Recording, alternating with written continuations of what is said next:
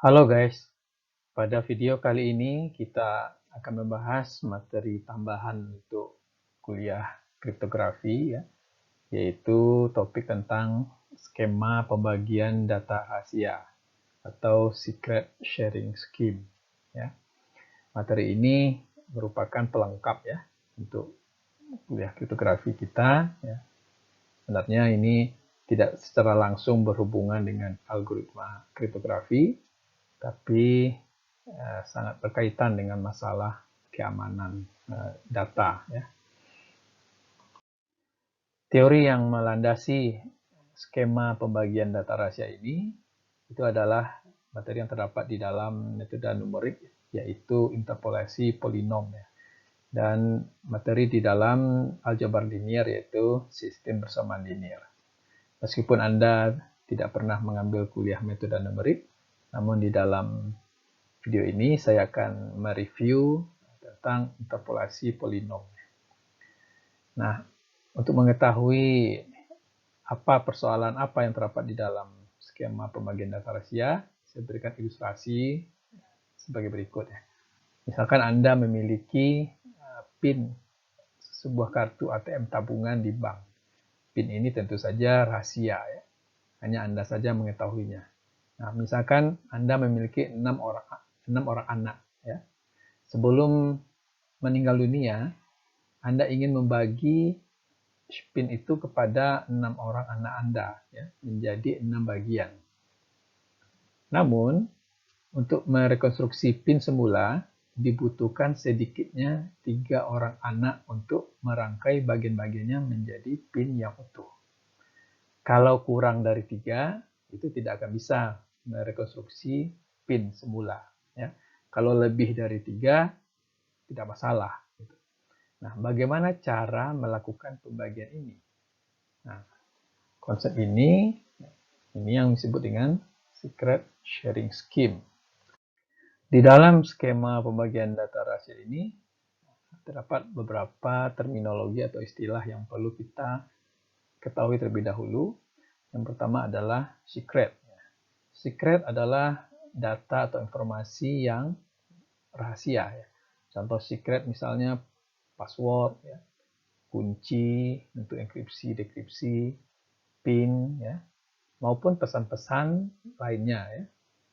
Nah, di dalam teori skema pembagian rahasia ini, secret itu direpresentasikan sebagai sebuah bilangan bulat. Kita sebut secret itu M. Jadi kalau misalnya ada password, passwordnya adalah turbo, maka turbo ini harus dikodekan dulu ke dalam bilangan bulat.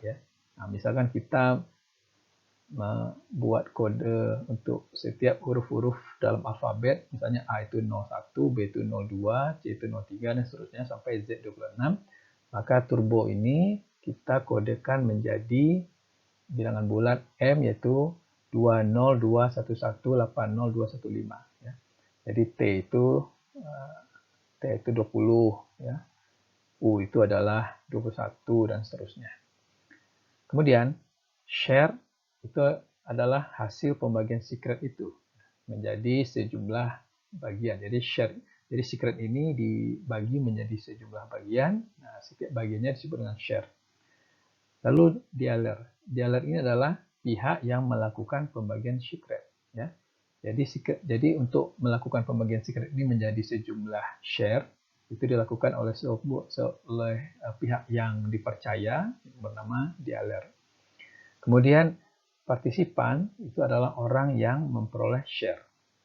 Jadi setelah dealer melakukan pembagian secret, maka pihak-pihak yang menerima share itu disebut dengan partisipan. Nah, skema ambang ini adalah sebuah konsep yang ditemukan oleh Shamir pada tahun 1979.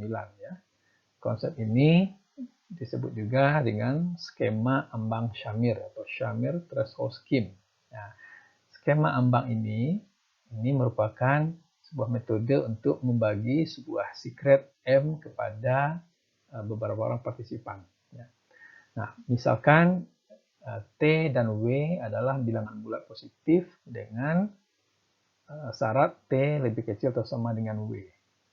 Sebuah skema ambang T, W itu adalah metode pembagian secret M kepada W partisipan, sehingga sembarang himpunan bagian yang terdiri dari T partisipan dapat merekonstruksi M semula. Tetapi jika kurang dari T, maka M tidak dapat direkonstruksi. T ini adalah threshold ya, atau ambang. Jadi kalau kurang dari T, maka M tidak dapat direkonstruksi. Tapi kalau lebih besar atau sama dengan T, maka M dapat direkonstruksi. Inilah yang disebut dengan Shamir Threshold Scheme ya, yang ditemukan oleh Shamir pada tahun 1979. Nah, ide dari skema Shamir ini adalah dari persoalan interpolasi. Nah, apa disebut dengan interpolasi? Interpolasi adalah mencari sebuah persamaan yang melalui beberapa buah titik data. Misalkan kalau misalnya terdapat dua buah titik, yaitu X0, Y0, X1, Y1, maka persamaan kurva yang melalui kedua buah titik itu adalah sebuah garis lurus. Ya. Persamaan garis lurus itu kita sudah tahu semua adalah dalam bentuk Y sama dengan A0 tambah A1X. Nah, karena kita tidak mengetahui A0 dan A1 ini, maka substitusikan dua buah titik data X0, Y0, dan X1, Y1 ke dalam persamaan linear ini. Ya. Dengan mensubstitusikan X0, Y0, X1, Y1 ke dalam Y sama dengan A0 tambah 1X, kita peroleh sistem persamaan linear. Ya. Jadi, untuk X0, Y0, kita substitusikan menjadi Y0 sama dengan A0 tambah A1, X0. Untuk X1, Y1, kita substitusikan ke dalam persamaan ini menjadi Y1 sama dengan A0 tambah A1, X1. Nah, karena ini sistem persamaan linear dengan dua P ubah, yaitu A0 dan A1, maka sistem persamaan linear ini dapat ditentukan, ya, dapat dipecahkan untuk menentukan nilai A0 dan A1.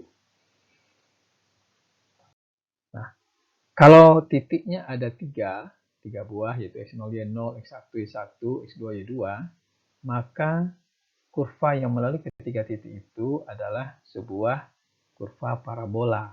Ya. Kurva parabola ini adalah persamaannya adalah persamaan kuadrat. Ya. Persamaan kuadrat berbentuk Y sama dengan A0 tambah 1X tambah A2X kuadrat. Nah, untuk mencari A0, A1, A2, ya, di sini ada tiga buah yang tidak diketahui, maka dibutuhkan tiga buah titik, yaitu X0, Y0, X1, Y1, X2, Y2. Substitusikan ketiga buah titik ini ke dalam persamaan kuadrat ini, maka kita akan memperoleh sistem persamaan linear yang terdiri dari tiga P ubah. Ya. Sistem persamaan linear ini dapat kita pecahkan, ya, untuk menentukan nilai A0, A1, A2 dalam persamaan kuadrat ini. Jika terdapat N plus 1 buah titik, yaitu X0, Y0, X1, Y1, dan seterusnya sampai Xn, Yn, maka polinom yang melalui N plus 1 buah titik tersebut adalah polinom derajat N. Dengan persamaan Y sama dengan A0 tambah 1X tambah A2X kuadrat, dan seterusnya sampai ANX pangkat N. Nah, kurva polinom tersebut itu melalui, ya, semua titik data tersebut. Ya. Maka itulah yang dinamakan kurva ini menginterpolasi semua titik-titik data tersebut, ya, secara tepat. Ya. Nah, dengan menyulihkan atau mensubstitusikan N plus 1 buah titik data tersebut ke dalam persamaan polinom Y sama dengan A0 tambah A1X tambah A2X kuadrat tambah sampai AX pangkat N, maka kita memperoleh N buah sistem persamaan linear, ya, dengan P ubahnya adalah A0, A1, A2 sampai AN. Bentuk sistem persamaan linear tersebut adalah sebagai berikut. Nah, sistem persamaan linear ini dapat kita pecahkan dengan menggunakan berbagai metode yang sudah kalian pelajari di dalam aljabar linear, ya, aljabar geometri dan aljabar linear. Ya. Salah satunya adalah dengan menggunakan metode eliminasi Gauss. Setelah memahami konsep interpolasi yang menjadi landasan skema pembagian secret ini, maka sekarang kita dapat menuliskan langkah-langkah pembagian secret M kepada W partisipan dengan menggunakan skema ambang T, W. W adalah jumlah partisipan, T adalah nilai ambang untuk merekonstruksi secret M. Algoritma skema T, W itulah sebagai berikut. Pertama, pilih sebuah bilangan prima P. Bilangan prima P harus lebih besar dari semua kemungkinan nilai secret M. Dan juga harus lebih besar dari jumlah W partisipan. Semua komputasi yang akan kita lakukan dalam algoritma ini itu adalah dalam modulus P. Yang kedua, pilih T-1 buah bilangan bulat acak dalam modulus P. Nah, misalkan T-1 buah bilangan bulat acak itu adalah S1, S2, sampai ST-1. Kemudian, nyatakan polinom sebagai Sx, ya, kongruen dengan M ditambah S1X tambah S2 kuadrat, tambah seterusnya sampai ST-1 X pangkat T-1 dalam modulus P. Nah, jika kita substitusikan nilai X sama dengan 0 ke dalam polinom ini, ya, maka nilainya akan kongruen dengan M modulus P. Jadi ketika X sama dengan 0, berarti ini suku ini 0 ya. Ini juga 0 ya, karena X-nya 0 ya. Kemudian ini juga 0 ya, sehingga tersisa hanya M saja. Langkah ketiga, untuk W partisipan, kita pilih bilangan bulat berbeda yaitu X1, X2, sampai XW dalam modulus P, dan setiap partisipan memperoleh share dalam bentuk XI, YI. Yang dalam hal ini, YI adalah nilai polinom ya, jika disubstitusikan XI. Ya. Jadi, YI sama dengan YI kongruen dengan SXI dalam modulus P. Nah, untuk mudahnya, kita pilih saja X1 itu 1, X2 itu 2, ya, dan seterusnya sampai XW sama dengan W. Ya. Sebenarnya tidak harus 1, 2, 3, tapi untuk menyederhanakan perhitungan, kita ambil saja X1-nya 1, X2, 2, dan seterusnya. Sebagai contoh skema ambang, kita gunakan skema 3,8.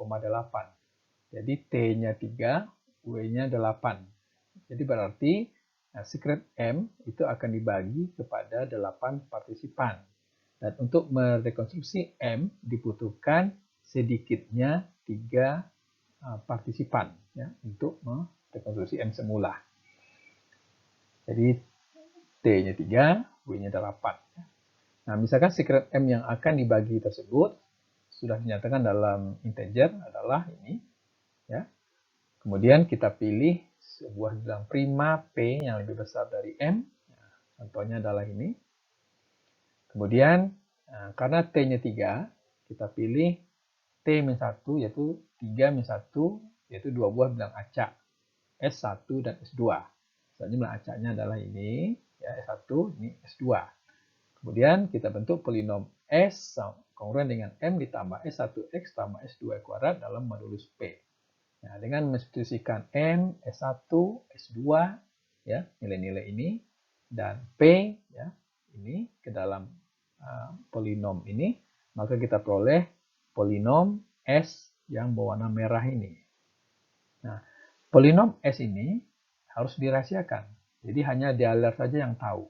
Partisipan tidak tahu polinom ini. Ya.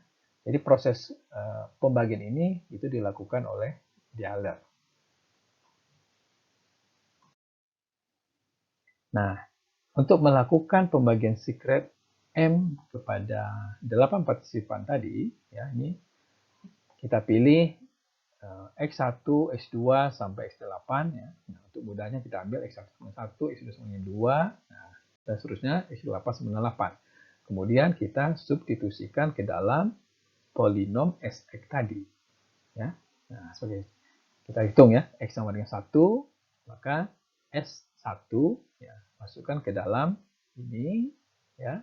Nah, dengan kalkulator diperoleh nilainya 64562794781 ya.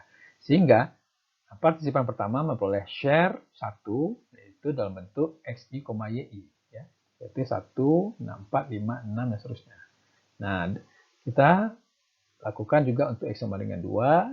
Nah, ini share-nya X sama dengan 3, X sama dengan 4, sampai X sama dengan 8. Jadi sekarang 8 partisipan sudah memiliki share dari secret M tersebut, ya.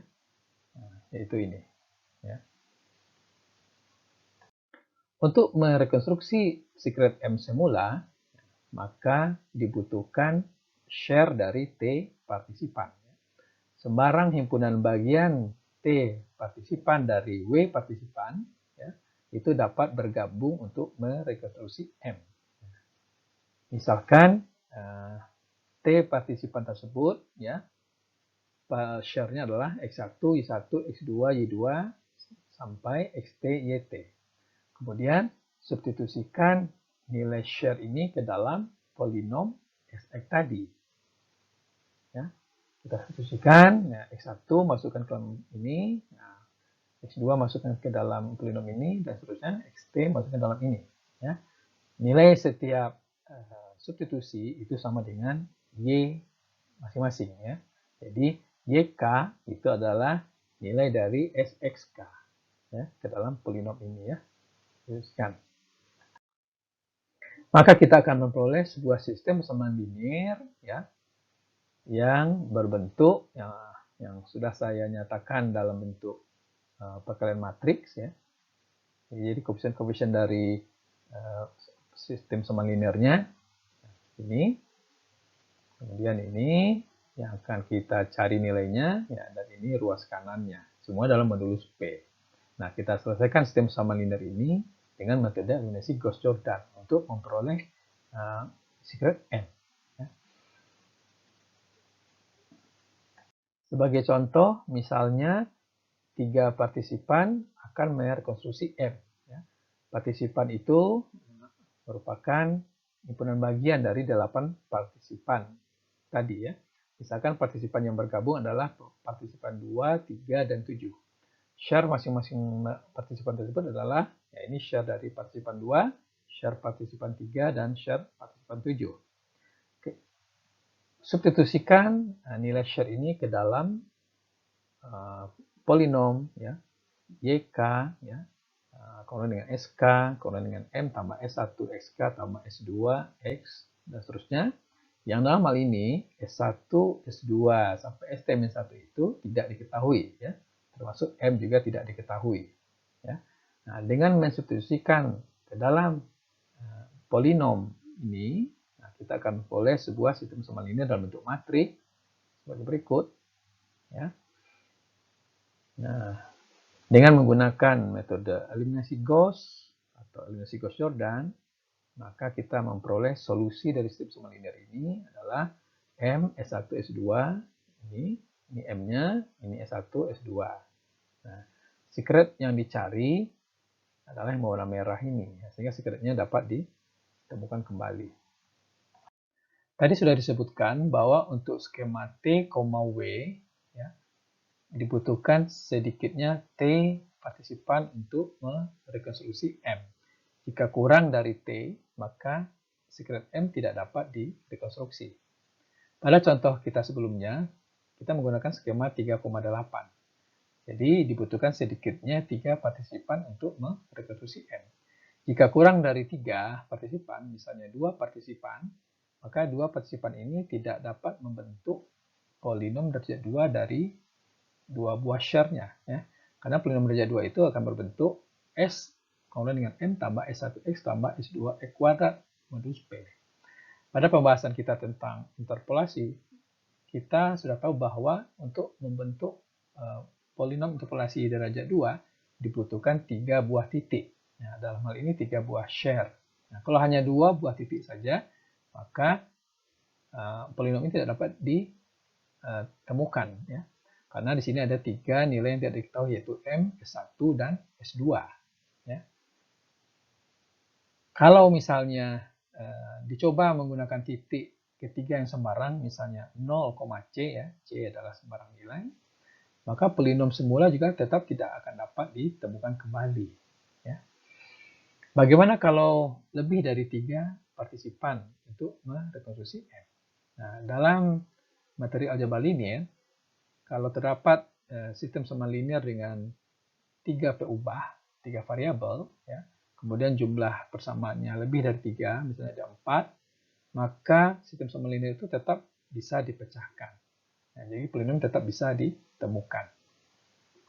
Selain menggunakan metode eliminasi Gauss atau Gauss-Jordan untuk menemukan solusi sistem sema linear ya, dalam mencari polinom interpolasi, terdapat metode lain yang populer digunakan dalam metode numerik dalam mencari polinom interpolasi, yaitu metode interpolasi Lagrange. Ya. Metode interpolasi Lagrange ini ya, adalah sebagai berikut. Diberikan T buah titik. Ya, dalam hal ini T buah share, ya, yaitu X1, Y1, X2, Y2, sampai XT, YT. Maka polinom Lagrange yang melalui T buah titik tersebut adalah polinom derajat T-1 yang berbentuk Px ya, sama dengan Y1 L1 X1 tambah Y2 L2 X2 tambah-tambahan seterusnya sampai YT LT XT. Namun karena kita bekerja dalam modulus P, maka polinomnya adalah Px kongruen. Ya. Jadi tidak lagi sama dengan, tapi kongruen dengan ini dalam modulus P. Nah, L1, L2, sampai LT itu adalah berbentuk pembagian ya, yaitu X kurang XI dibagi dengan XK kurang XI, nah itu dikalikan, nah, sehingga dinyatakan dalam bentuk Pi. Nah, Pi ini adalah bentuk perkalian dari X kurang XI per XK kurang XI dari I sama dengan 1 sampai T. Nah, jadi kalau Pi itu perkalian, nah, kalau sigma itu penjumlahan. Ya. Dalam ini I tidak sama dengan K. Ya. K sama dengan 1, 2, sampai T. Nah, untuk memperoleh secret M semula, kita substitusikan X sama dengan 0 ke dalam polinom ini.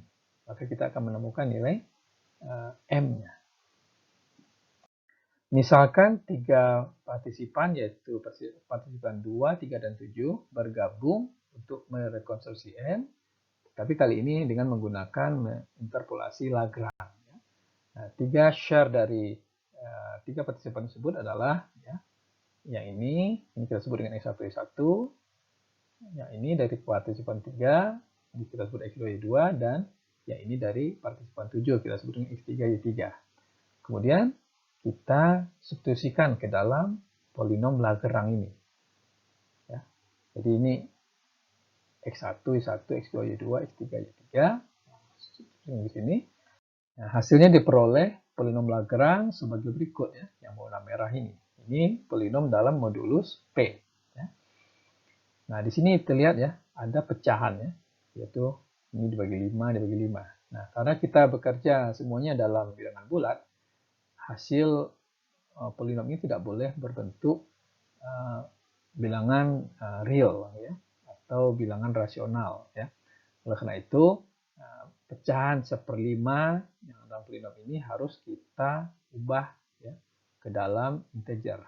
Nah, 1/5 itu artinya 5 pangkat min 1 ya kan, dalam modulus ini. Nah, 5 pangkat min 1 ini kita sudah tahu dalam teori bilangan, ini berarti inverse 5 dalam modulus 1, 2, 3 sampai ini ya.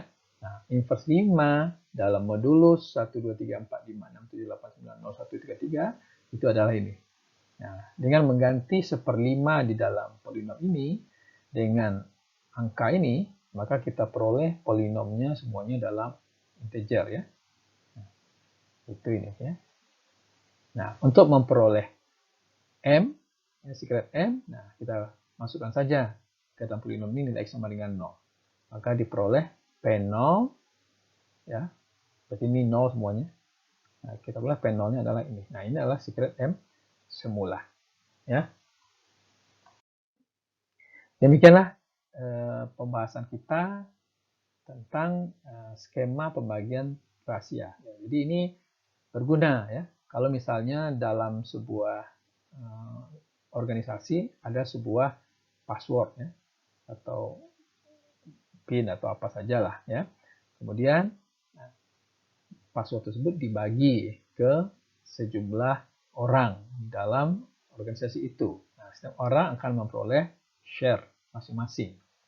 Nah, jika digunakan skema T, W, maka untuk merekonstruksi password semula, itu minimal T, orang harus bergabung untuk merekonstruksi M.